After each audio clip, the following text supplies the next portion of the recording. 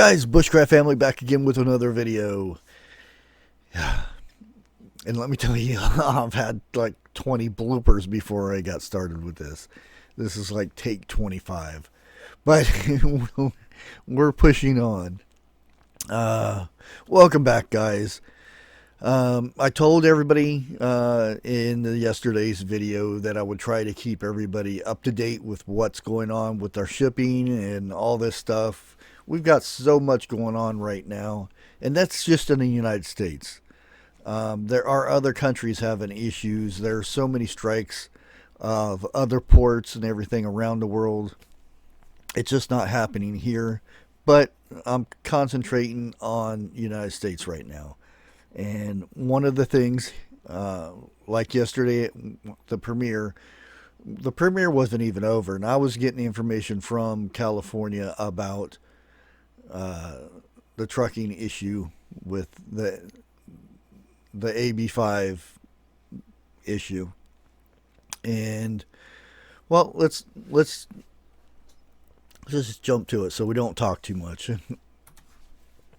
Here we go. We got hundreds of truckers protest AB-5 at Southern California's busiest port.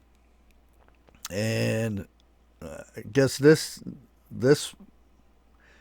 Port of Oakland truckers plan Monday demonstration against independent contractor law, which the picture is not about that right there. This is what's already happening. This isn't the picture they're showing here. This is in the LA Long Beach port. A bunch of them gathered around. They gave out over 350 t-shirts. No on AB-5. And let's go ahead and down here and read a bit what's going on here. Some California truckers turned off their trucks, blocked terminals, or staged slow rolls to snarl traffic around the ports of Los Angeles and Long Beach Wednesday to express frustration over controversial state law AB-5 that seeks to limit the use of independent contractors and largely classify them as employee drivers.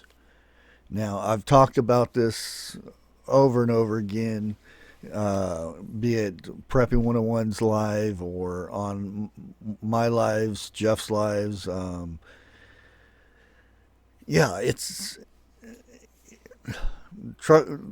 They're independent truckers in California they're wanting to classify them as employees, and the companies tell them what hours they do, what loads they haul, and you get benefits. Yeah, that's a plus, but you're limited to what you don't have any control, and it's your truck. And yeah.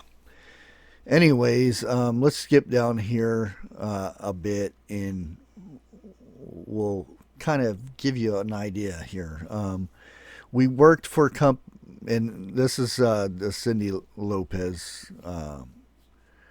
We worked for a company that served the ports of LA, Long Beach, that offered us some benefits and paid for diesel and permits, but we were also paid peanuts.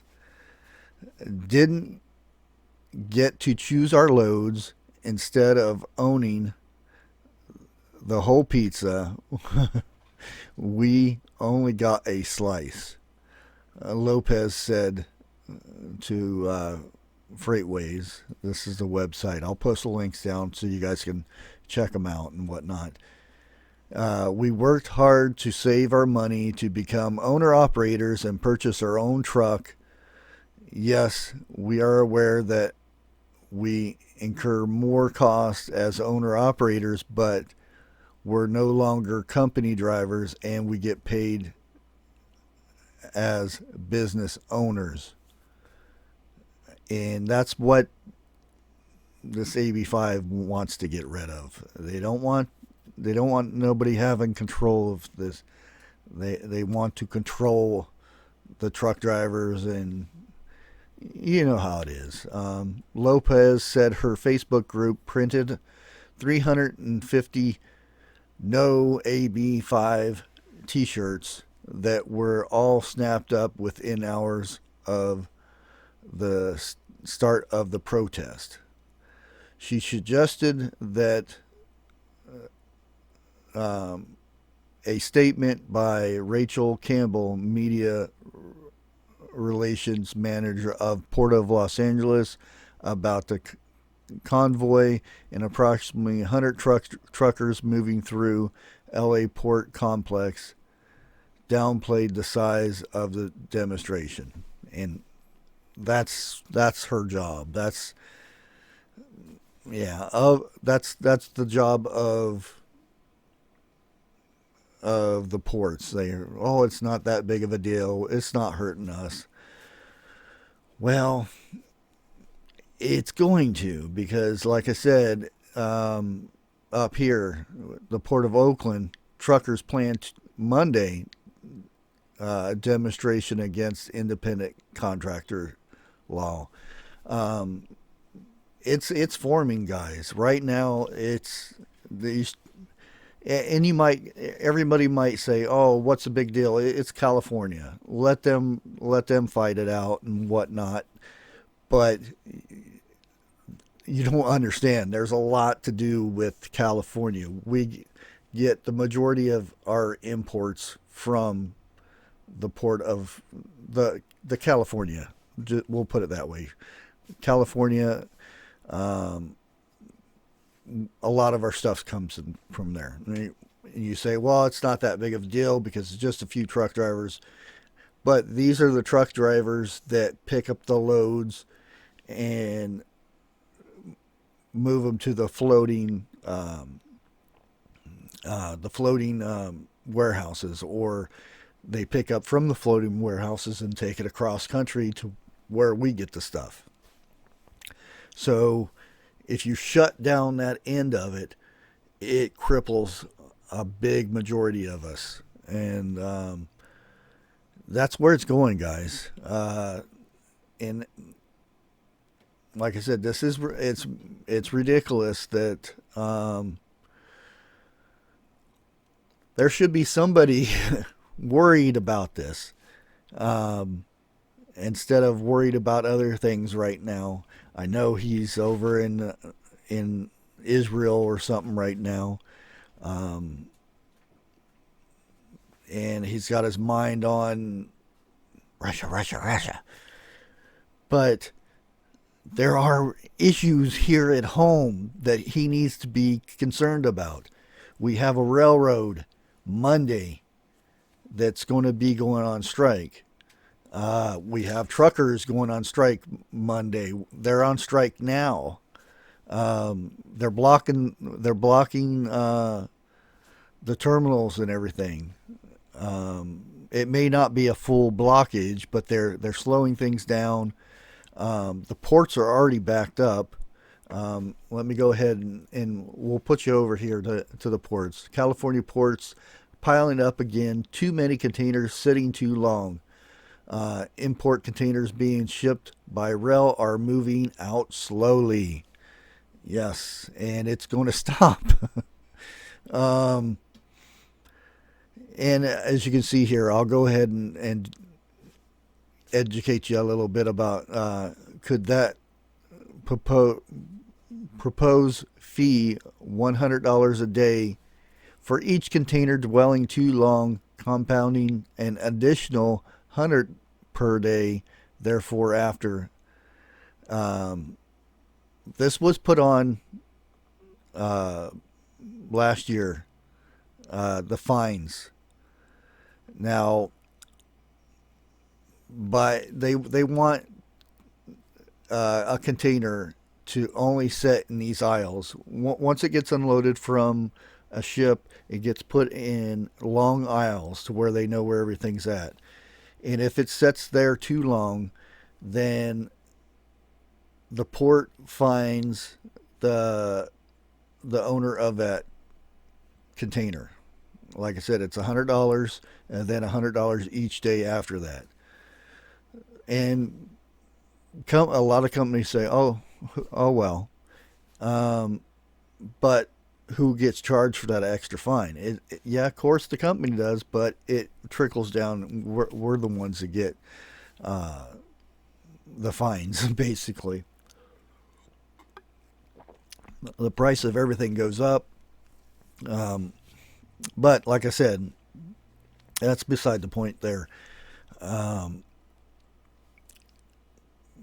California ports are piling up again, and largely due to the issue with the trucks, the trains. Uh, it, you can go back.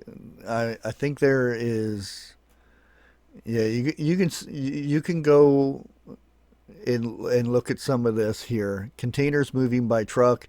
You can see how that's dipped down, and you can also see where the truck or the trains start to dip down. Now you have two ways out right now of the ports. You have trucks and you have rails, both of which will be one is striking now, one's going to strike Monday. I don't think a lot of people realize how much this is going to hurt um, our shipping right now. It's anything that we get that comes in from any other country, um, mainly China. A lot of our stuff comes from China, and it goes to the LA ports or any of the ports in California. All that will be gone. We won't get none of that stuff, and it all boils down to the trucks or whatnot, the trains that are gonna get um, that's going on strike Monday, and this all boils down to this should have been handled. Um, there should have been some oversight going on, saying, "Hey guys, we need to work this out. Sit down at the table and talk about this." Meaning a president that would be interested in his own country and not others would be at the table dealing with this stuff and not wait until, oh, hey guys, Monday we're going on strike. Oh, I guess come on, man, we should have done something here. Yeah. Well, there you have it, guys. I'm going to put these links down in the description down below so you guys can get the full story about it. If you have any questions and stuff, it's really good reads and everything. But if you ain't got your stuff yet, uh, get out there and get it. It's not looking good. And if everything's hitting at the same time, um, within a week, stores will be empty. If it's, like I said, if everything comes to head at the same time, we have the trains going down, we have trucks going down, the planes, they're not loading and unloading at the moment. They're not selling tickets anymore. That's your infrastructure right there of your shipping and stuff. What other forms of or whatever forms of shipping do you have other than that? And like I said, normal grocery stores have 3 days of supplies before they order more. Um, and yeah, it's not looking good. But anyways, like I always say, you should be prepared if you've been prepping and stuff. You're good to go. You have nothing to fear. But if you haven't, you're just now starting, or if you think that the government's going to take care of you and stuff, you may have something to worry about about surviving the next month if everything happens the way it looks like it's going. Um, but anyway, God bless.